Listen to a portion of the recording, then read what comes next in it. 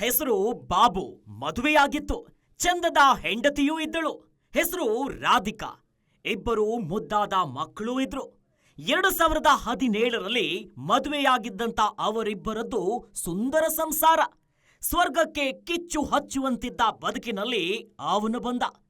ಗೋರಖ್ಪುರ್ ಜಿಲ್ಲೆಯ ಬುಲಾಂಚ ಗ್ರಾಮದ ರಾಧಿಕಾ ಸಂತ ಕಬೀರ್ ನಗರದಲ್ಲಿ ಒಂಟಿಯಾಗಿ ಇರ್ತಾ ಇದ್ಲು. ಟ್ರಾನ್ಸ್ಪೋರ್ಟ್ ಏಜೆನ್ಸಿಯಲ್ಲಿ ಕೆಲಸ ಮಾಡ್ತಿದ್ದ ಬಾಬು ಅಪರೂಪಕ್ಕೆ ಮನೆಗೆ ಬರ್ತಿದ್ದ.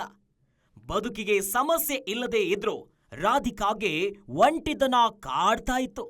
ಅದೇ ಹೊತ್ತಿನಲ್ಲಿ ಆಕೆಯ ಕಣ್ಣಿಗೆ ಅವಳದ್ದೇ ಊರಿನ ಯುವಕನೊಬ್ಬ ಕಣ್ಣಿಗೆ ಬಿದ್ದೇ ಬಿಡ್ತಾನೆ. ಅವನ ಹೆಸರು ಬಬ್ಲು. ಲವ್ವಿ ಡವ್ವಿ ಶುರುವಾಯ್ತು ನೋಡಿ. ಊರಿನ ಜನ ರಾಧಿಕಾಗೂ ಆ ಹುಡುಗನಿಗೂ ಸಂಬಂಧವನ್ನ ಕಟ್ಟಿ ಮಾತನಾಡೋದಕ್ಕೆ ಶುರು ಮಾಡಿದ್ರು. ಹೆಂಡತಿಯನ್ನ ಕೇಳಿದಾಗ ಮೊದಲು ಸಂಬಂಧವನ್ನ ಒಪ್ಪಿಕೊಳ್ಳಿಲ್ಲ. ರೆಡ್ ಹ್ಯಾಂಡ್ ಆಗಿ ಸಿಕ್ಕಿದಾಗ ಹೆಂಡತಿಯು ಬಹಿರಂಗವಾಗಿನೇ ಮಾತನಾಡಿದ್ಲು. ಆಗ ಗಂಡ ಬಾಬು ಒಂದು ನಿರ್ಧಾರಕ್ಕೆ ಬಂದ. ಊರಿನ ಜನರೆಲ್ಲರನ್ನ ಪಂಚಾಯ್ತಿಗೆ ಕರೆಸಿದ. ಪಂಚಾಯ್ತಿಯಲ್ಲಿ ಹೆಂಡತಿಗೆ ಒಂದು ಪ್ರಶ್ನೆಯನ್ನ ಮುಂದಿಟ್ಟ.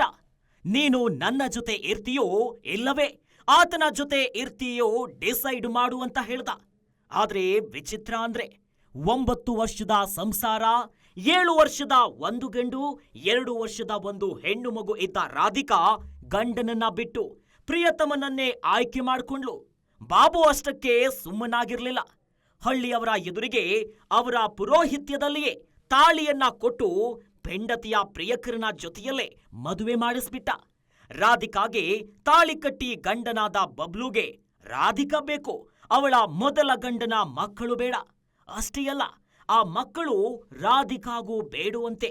ಇತ್ತ ಹೆಂಡತಿಗೆ ಮದುವೆ ಮಾಡಿಸಿದ ಗಂಡ ಬಾಬು ತಾನು ಒಂಟಿಯಾಗಿರ್ತೇನೆ, ಇಬ್ಬರು ಮಕ್ಕಳನ್ನ ತಾನೇ ಸಾಕ್ತೇನೆ ಎಂದ. ಈಗ ಇಬ್ಬರ ಮದುವೆ ನಡೆಸಿರೋದು ಉತ್ತರ ಪ್ರದೇಶದ ಸಂತ ಕಬೀರ್ ನಗರದಲ್ಲಿ. ಇದೊಂದು ರೀತಿ ಸಿನಿಮಾ ಕಥೆ ರೀತಿ ಇದೆ.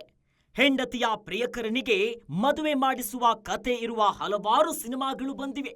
ಆದ್ರೆ ಕೊನೆಯಲ್ಲಿ ಮದುವೆನೇ ಶ್ರೇಷ್ಠ ಎನ್ನುವ ಸಂದೇಶ ಸಾರಿವೆ. ಆದ್ರೆ ರಿಯಲ್ ಲೈಫ್ನಲ್ಲಿ ಈ ರೀತಿಯ ಘಟನೆಗಳು ಆಗಾಗ ನಡೀತಾನೆ ಇರುತ್ತೆ.